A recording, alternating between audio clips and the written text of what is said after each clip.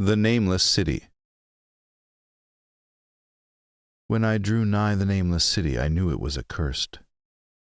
I was traveling in a parched and terrible valley under the moon, and afar I saw it protruding uncannily above the sands, as parts of a corpse may protrude from an ill-made grave.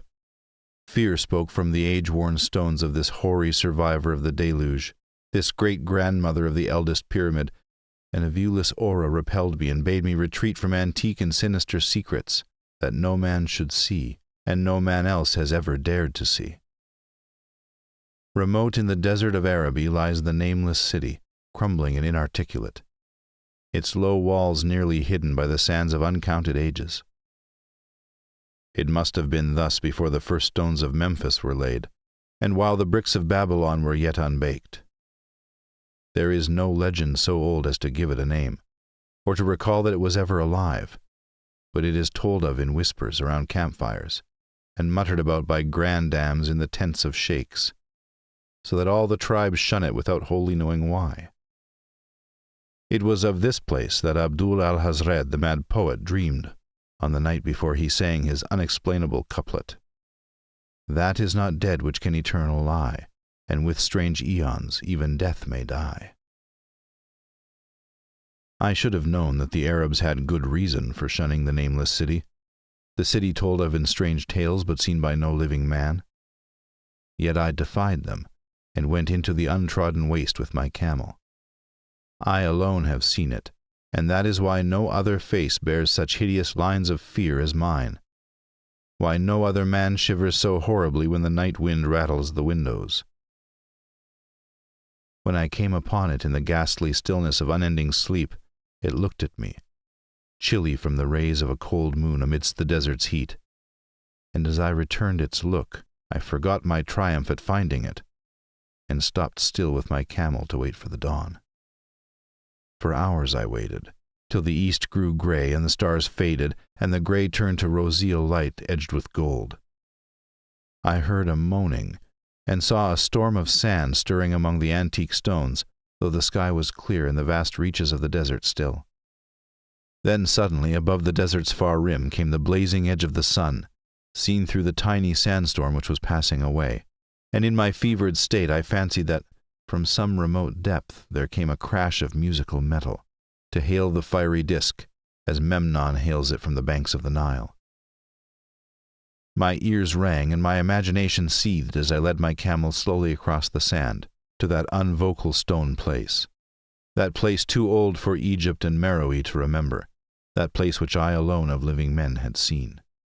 In and out among the shapeless foundations of houses and palaces I wandered, finding never a carving or inscription to tell of those men, if men they were, who built the city and dwelt therein so long ago. The antiquity of the spot was unwholesome, and I longed to encounter some sign or device to prove that the city was indeed fashioned by mankind. There were certain proportions and dimensions in the ruins which I did not like. I had with me many tools, and dug much within the walls of the obliterated edifices, but progress was slow, and nothing significant was revealed. When night and the moon returned, I felt a chill wind which brought new fear, so that I did not dare to remain in the city.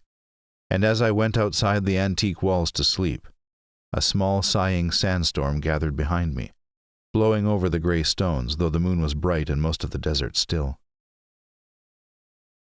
I awaked just at dawn from a pageant of horrible dreams, my ears ringing as from some metallic peal. I saw the sun peering redly through the last gusts of a little sandstorm that hovered over the Nameless City, and marked the quietness of the rest of the landscape. Once more I ventured within those brooding ruins that swelled beneath the sand like an ogre under a coverlet, and again dug vainly for relics of the forgotten race. At noon I rested, and in the afternoon I spent much time tracing the walls, and the bygone streets, and the outlines of the nearly vanished buildings. I saw that the city had been mighty indeed, and wondered at the sources of its greatness. To myself I pictured all the splendors of an age so distant that Chaldea could not recall it, and thought of Sarnath the doomed, that stood in the land of Mnar when mankind was young, and of Ib, that was carven of grey stone before mankind existed. All at once I came upon a place where the bedrock rose stark through the sand, and formed a low cliff. And here I saw with joy what seemed to promise further traces of the antediluvian people. Hewn rudely on the face of the cliff were the unmistakable facades of several small squat rock houses or temples, whose interiors might preserve many secrets of ages too remote for calculation, though sandstorms had long since effaced any carvings which may have been outside. Very low and sand-choked were all of the dark apertures near me, but I cleared one with my spade and crawled through it, carrying a torch to reveal whatever mysteries it might hold. When I was inside, I saw that the cavern was indeed a temple, and beheld plain signs of the race that had lived and worshipped before the desert was a desert. Primitive altars, pillars, and niches, all curiously low, were not absent. And though I saw no sculptures nor frescoes, there were many singular stones clearly shaped into symbols by artificial means. The lowness of the chiseled chamber was very strange, for I could hardly more than kneel upright. But the area was so great that my torch showed only part at a time. I shuddered oddly in some of the far corners, for certain altars and stones suggested forgotten rites of terrible, revolting, and inexplicable nature, and made me wonder what manner of men could have made and frequented such a temple. When I had seen all that the place contained, I crawled out again, avid to find what the other temples might yield. Night had now approached, yet the tangible things I had seen made curiosity stronger than fear, so that I did not flee from the long moon-cast shadows that had daunted me when first I saw the Nameless City. In the twilight I cleared another aperture and with a new torch crawled into it, finding more vague stones and symbols, though nothing more definite than the other temple had contained. The room was just as low, but much less broad, ending in a very narrow passage crowded with obscure and cryptical shrines. About these shrines I was prying, when the noise of a wind and of my camel outside broke through the stillness, and drew me forth to see what could have frightened the beast. The moon was gleaming vividly over the primeval ruins, lighting a dense cloud of sand that seemed blown by a strong but decreasing wind from some point along the cliff ahead of me. I knew it was this chilly, sandy wind which had disturbed the camel, and was about to lead him to a place of better shelter, when I chanced to glance up and saw that there was no wind atop the cliff. This astonished me and made me fearful again, but I immediately recalled the sudden local winds I had seen and heard before at sunrise and sunset, and judged it was a normal thing. I decided that it came from some rock fissure leading to a cave, and watched the troubled sand to trace it to its source, soon perceiving that it came from the black orifice of a temple a long distance south of me, almost out of sight. Against the choking sand cloud I plodded toward this temple, which as I neared it loomed larger than the rest, and showed a doorway far less clogged with caked sand. I would have entered had not the terrific force of the icy wind almost quenched my torch. It poured madly out of the dark door, sighing uncannily as it ruffled the sand and spread about the weird ruins. Soon it grew fainter, and the sand grew more and more still, till finally all was at rest again. But a presence seemed stalking among the spectral stones of the city, and when I glanced at the moon it seemed to quiver as though mirrored in unquiet waters. I was more afraid than I could explain, but not enough to dull my thirst for wonder. So as soon as the wind was quite gone, I crossed into the dark chamber from which it had come. This temple, as I had fancied from the outside, was larger than either of those I had visited before, and was presumably a natural cavern, since it bore winds from some region beyond. Here I could stand quite upright, but saw that the stones and altars were as low as those in the other temples.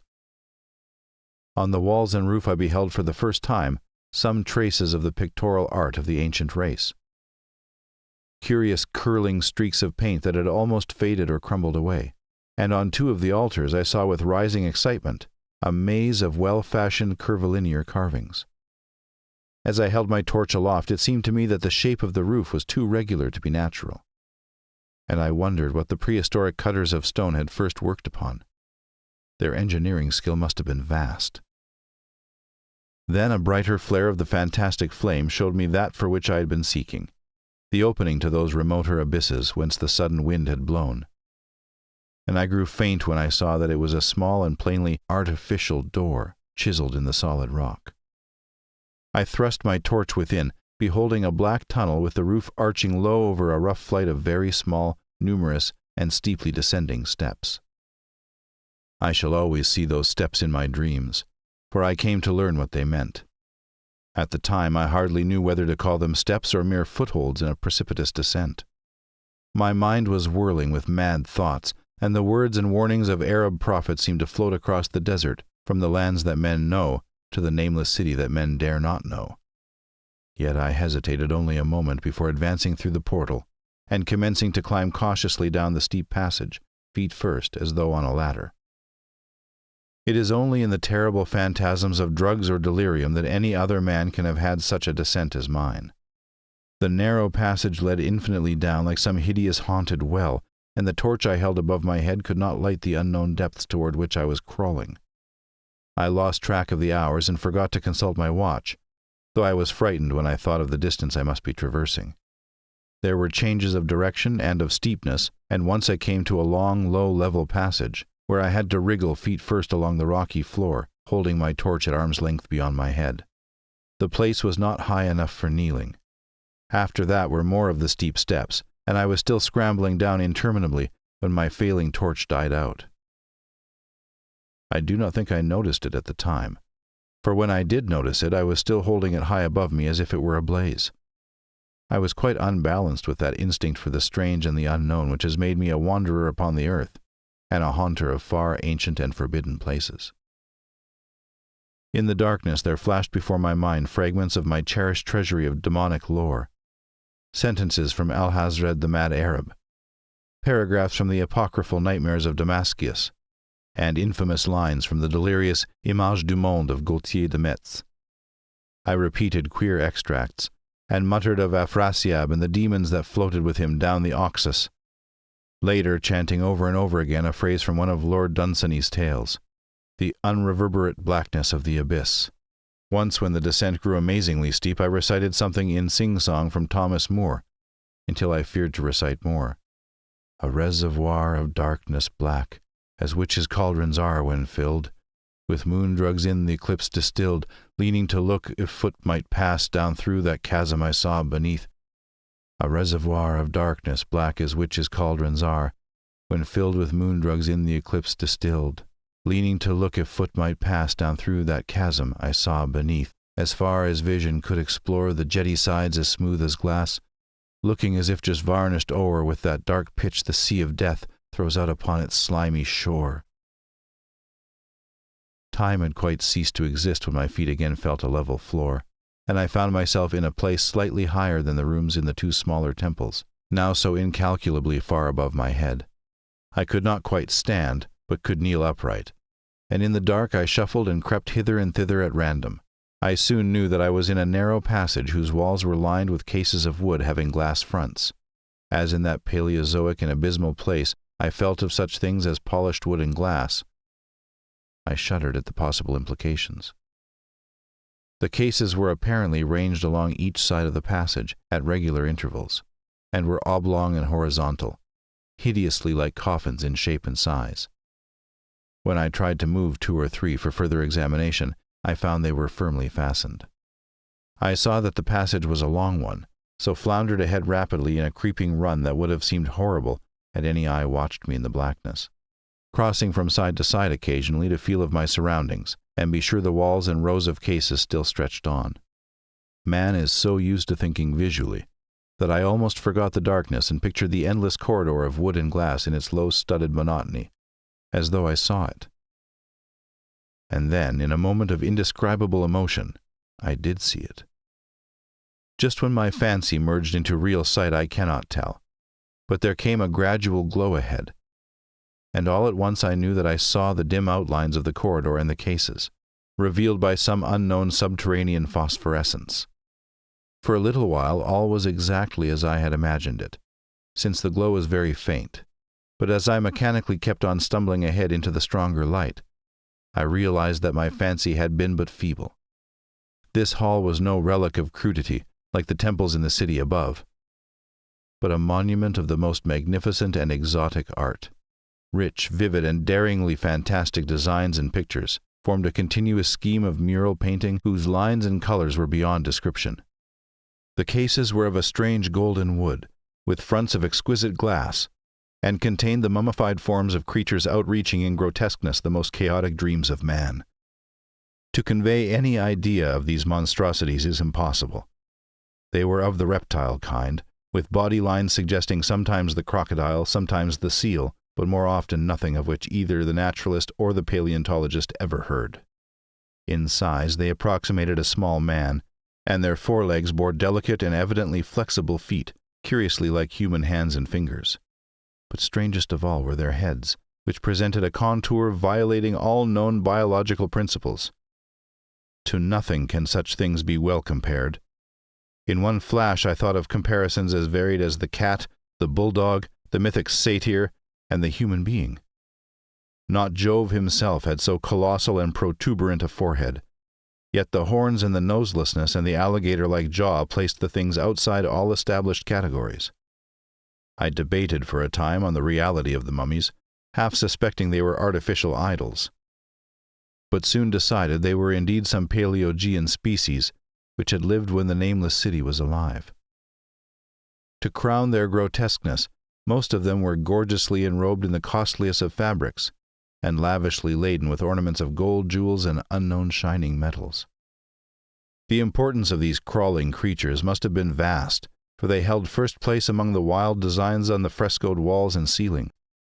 With matchless skill had the artist drawn them in a world of their own, wherein they had cities and gardens fashioned to suit their dimensions, and I could not but think that their pictured history was allegorical, perhaps showing the progress of the race that worshipped them. These creatures, I said to myself, were to the men of the Nameless City what the she-wolf was to Rome, or some totem beast is to a tribe of Indians. Holding this view, I thought I could trace roughly a wonderful epic of the Nameless City, the tale of a mighty sea-coast metropolis that ruled the world before Africa rose out of the waves, and of its struggles as the sea shrank away, and the desert crept into the fertile valley that held it. I saw its wars and triumphs, its troubles and defeats, and afterward its terrible fight against the desert, when thousands of its people, here represented in allegory by the grotesque reptiles, were driven to chisel their way down through the rocks in some marvelous manner to another world whereof their prophets had told them. It was all vividly weird and realistic, and its connection with the awesome descent I had made was unmistakable. I even recognized the passages. As I crept along the corridor toward the brighter light, I saw later stages of the painted epic, the leave-taking of the race that had dwelt in the Nameless City and the valley around for 10 million years, the race whose souls shrank from quitting scenes their bodies had known so long, where they had settled as nomads in the earth's youth, hewing in the virgin rock those primal shrines at which they never ceased to worship.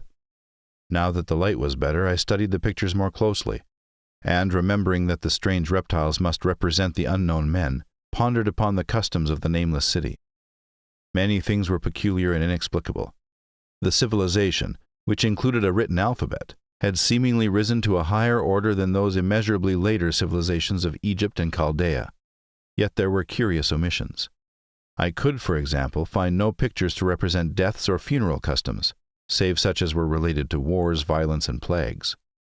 And I wondered at the reticence shown concerning natural death. It was as though an ideal of earthly immortality had been fostered as a cheering illusion. Still nearer the end of the passage were painted scenes of the utmost picturesqueness and extravagance, contrasted views of the Nameless City in its desertion and growing ruin, and of the strange new realm or paradise to which the race had hewed its way through the stone.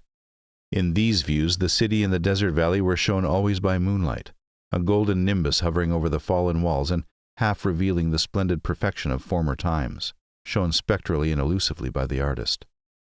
The paradisal scenes were almost too extravagant to be believed, portraying a hidden world of eternal day filled with glorious cities and ethereal hills and valleys. At the very last I thought I saw signs of an artistic anticlimax. The paintings were less skillful and much more bizarre than even the wildest of the earlier scenes. They seemed to record a slow decadence of the ancient stock, coupled with a growing ferocity toward the outside world from which it was driven by the desert. The forms of the people, always represented by the sacred reptiles, appeared to be gradually wasting away, though their spirit as shown hovering about the ruins by moonlight gained in proportion. Emaciated priests displayed as reptiles in ornate robes cursed the upper air and all who breathed it. and one terrible final scene showed a primitive-looking man, perhaps a pioneer of ancient Irem, the city of pillars, torn to pieces by members of the elder race. I remembered how the Arabs fear the Nameless City, and was glad that beyond this place the grey walls and ceiling were bare. As I viewed the pageant of mural history, I had approached very closely the end of the low-ceiled hall, and was aware of a great gate through which came all the illuminating phosphorescence. Creeping up to it, I cried aloud in transcendent amazement at what lay beyond, for instead of other and brighter chambers, there was only an illimitable void of uniform radiance, such as one might fancy when gazing down from the peak of Mount Everest upon a sea of sunlit mist. Behind me was a passage so cramped that I could not stand upright in it. Before me was an infinity of subterranean effulgence. Reaching down from the passage into the abyss was the head of a steep flight of steps, small numerous steps like those of the black passages I had traversed. But after a few feet the glowing vapors concealed everything. Swung back open against the left-hand wall of the passage was a massive door of brass, incredibly thick and decorated with fantastic bas-reliefs, which could, if closed, shut the whole inner world of light away from the vaults and passages of rock. I looked at the steps, and for the nonce dared not try them. I touched the open brass door and could not move it. Then I sank prone to the stone floor, my mind aflame with prodigious reflections which not even a death-like exhaustion could banish. As I lay still with closed eyes, free to ponder, many things I had lightly noted in the frescoes came back to me with new and terrible significance. Scenes representing the Nameless City in its heyday, the vegetation of the valley around it, and the distant lands with which its merchants traded. The allegory of the crawling creatures puzzled me by its universal prominence, and I wondered that it should be so closely followed in a pictured history of such importance. In the frescoes the Nameless City had been shown in proportions fitted to the reptiles. I wondered what its real proportions and magnificence had been, and reflected a moment on certain oddities I had noticed in the ruins. I thought curiously of the lowness of the primal temples, and of the underground corridor, which were doubtless hewn thus, out of deference to the reptile deities there honored, though it perforce reduced the worshippers to crawling. Perhaps the very rites had involved a crawling in imitation of the creatures. No religious theory, however, could easily explain why the level passage in that awesome descent should be as low as the temples, or lower, since one could not even kneel in it. As I thought of the crawling creatures, whose hideous mummified forms were so close to me, I felt a new throb of fear. Mental associations are curious, and I shrank from the idea that, except for the poor primitive man torn to pieces in the last painting, mine was the only human form amidst the many relics and symbols of primordial life. But as always in my strange and roving existence, wonder soon drove out fear, for the luminous abyss and what it might contain presented a problem worthy of the greatest explorer. That a weird world of mystery lay far down that flight of peculiarly small steps I could not doubt, and I hoped to find there those human memorials which the painted corridor had failed to give. The frescoes had pictured unbelievable cities, hills, and valleys in this lower realm, and my fancy dwelt on the rich and colossal ruins that awaited me. My fears indeed concerned the past rather than the future, not even the physical horror of my position in that cramped corridor of dead reptiles and antediluvian frescoes, miles below the world I knew and faced by another world of eerie light and mist, could match the lethal dread I felt at the abysmal antiquity of the scene and its soul. An ancientness so vast that measurement is feeble seemed to leer down from the primal stones and rock-hewn temples in the Nameless City, while the very latest of the astounding maps in the frescoes showed oceans and continents that man has forgotten, with only here and there some vaguely familiar outline. Of what could have happened in the geological eon since the painting ceased, and the death-hating race resentfully succumbed to decay, no man might say. Life had once teemed in these caverns, and in the luminous realm beyond. Now I was alone with vivid relics, and I trembled to think of the countless ages through which these relics had kept a silent and deserted vigil. Suddenly there came another burst of that acute fear which had intermittently seized me ever since I first saw the terrible valley and the Nameless City under a cold moon. And despite my exhaustion, I found myself starting frantically to a sitting posture and gazing back along the black corridor toward the tunnels that rose to the outer world. My sensations were much like those which had made me shun the Nameless City at night, and were as inexplicable as they were poignant. In another moment, however, I received a still greater shock in the form of a definite sound. the first which had broken the utter silence of these tomb-like depths. It was a deep, low moaning, as of a distant throng of condemned spirits, and came from the direction in which I was staring. Its volume rapidly grew, till soon it reverberated frightfully through the low passage. And at the same time I became conscious of an increasing draught of cold air, likewise flowing from the tunnels and the city above. The touch of this air seemed to restore my balance, for I instantly recalled the sudden gusts which had risen around the mouth of the abyss each sunset and sunrise, one of which had indeed served to reveal the hidden tunnels to me. I looked at my watch and saw that sunrise was near, so braced myself to resist the gale which was sweeping down to its cavern home, as it had swept forth at evening. My fear again waned low, since a natural phenomenon tends to dispel broodings over the unknown. More and more madly poured the shrieking, moaning night wind into that gulf of the inner earth. I dropped prone again and clutched vainly at the floor for fear of being swept bodily through the open gate into the phosphorescent abyss. Such fury I had not expected, and as I grew aware of an actual slipping of my form toward the abyss, I was beset by 1,000 new terrors of apprehension and imagination. The malignancy of the blast awakened incredible fancies. Once more I compared myself shudderingly to the only other human image in that frightful corridor, the man who was torn to pieces by the nameless race. For in the fiendish clawing of the swirling currents there seemed to abide a vindictive rage, all the stronger because it was largely impotent. I think I screamed frantically near the last. I was almost mad. But if I did so, my cries were lost in the hell-born babel of the howling wind-wraiths. I tried to crawl against the murderous invisible torrent, but I could not even hold my own, as I was pushed slowly and inexorably toward the unknown world. Finally, reason must have wholly snapped, for I fell to babbling over and over that unexplainable couplet of the mad Arab Alhazred, who dreamed of the Nameless City. That is not dead which can eternal lie, and with strange eons even death may die. Only the grim brooding desert gods know what really took place, what indescribable struggles and scrambles in the dark I endured, or what Abaddon guided me back to life, where I must always remember and shiver in the night wind till oblivion, or worse, claims me. Monstrous, unnatural, colossal was the thing, too far beyond all the ideas of man to be believed, except in the silent, damnable small hours when one cannot sleep.